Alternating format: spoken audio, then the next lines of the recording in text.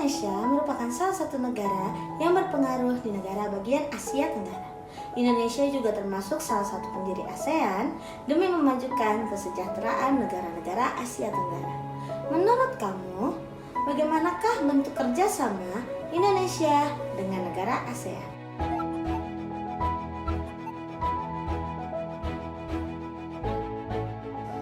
Halo, selamat pagi anak-anak. Siapkah kamu untuk belajar hari ini? Sebelum kita memulai pembelajaran kita mengenai bentuk kerjasama dengan negara ASEAN, marilah kita berdoa sejenak dengan kepercayaan kita masing-masing. Berdoa dimulai. Berdoa selesai. Nah, anak-anak ibu, tahukah kamu bahwa Adam Malik, tokoh yang ada di foto ini, merupakan Menteri Luar Negeri Indonesia yang sangat berperan aktif sebagai wakil penandatangan Deklarasi Bangkok saat pembentukan ASEAN. Deklarasi Bangkok menjadi bukti komitmen yang kuat dari 5 negara pendiri ASEAN untuk menciptakan kawasan yang aman, damai, sejahtera, dan stabil. Untuk mewujudkannya, maka adanya kerjasama antara negara-negara ASEAN. Nah, menurut anak-anak ibu, apa sajakah menurut kamu bentuk kerjasama yang ada di negara ASEAN? Kita bisa lihat sama-sama contohnya sebagai berikut.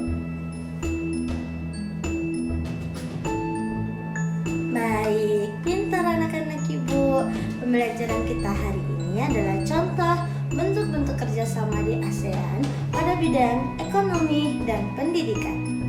Kita mulai dalam bidang ekonomi. Adapun contoh bentuk kerjasama pada bidang ekonomi dapat dilihat sebagai berikut. Pembahasan pertama yang akan kita bahas adalah masyarakat ekonomi ASEAN atau biasa kita sebut dengan MEA.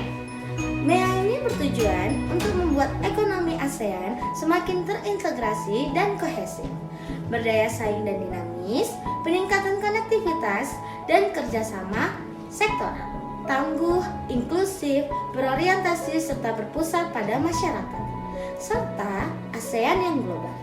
Cakupan kerjasama ekonomi ASEAN mencakup bidang perindustrian, perdagangan, investasi, jasa, transportasi, telekomunikasi, pariwisata, serta keuangan.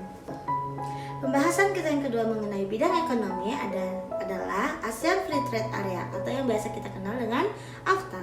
Adapun tujuan-tujuan terbentuknya AFTA adalah menjadikan kawasan ASEAN sebagai tempat produksi yang kompetitif, sehingga produknya memiliki daya saing kuat di pasar global dan menarik lebih banyak foreign direct investment ataupun FDI, meningkatkan perdagangan antar negara anggota ASEAN atau yang biasa kita kenal dengan intra-ASEAN trade.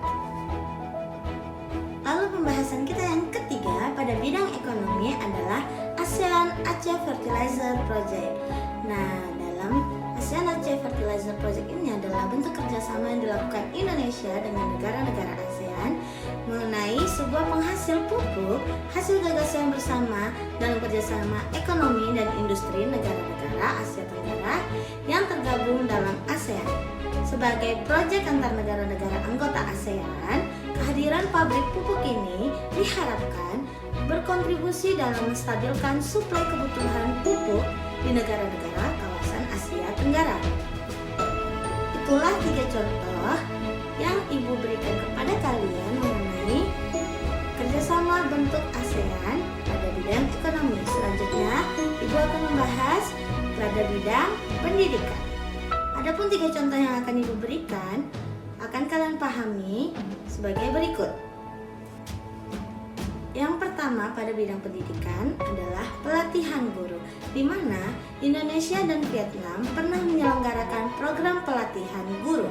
Selain melatih para guru, kedua negara juga saling berbagi materi belajar dan cara mengelola sekolah di negara masing-masing. Kemudian yang kedua, pendirian komunitas sosial atau yang biasa dikenal dengan ASCC. Para negara anggota ASEAN membentuk komunitas ini untuk bergerak di bidang seni budaya, informasi, pendidikan, dan pengembangan desa.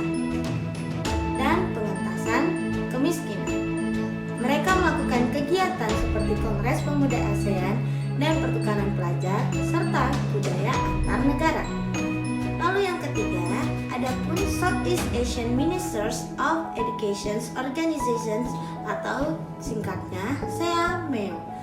Untuk mendorong perkembangan ilmu pengetahuan, penting sekali untuk melakukan kerjasama dengan mengadakan pertemuan antara Menteri Pendidikan dari setiap negara-negara anggota ASEAN dengan bertujuan meningkatkan kualitas pendidikan kawasan Asia Tenggara dan memastikan kesetaraan pendidikan bagi seluruh warganya.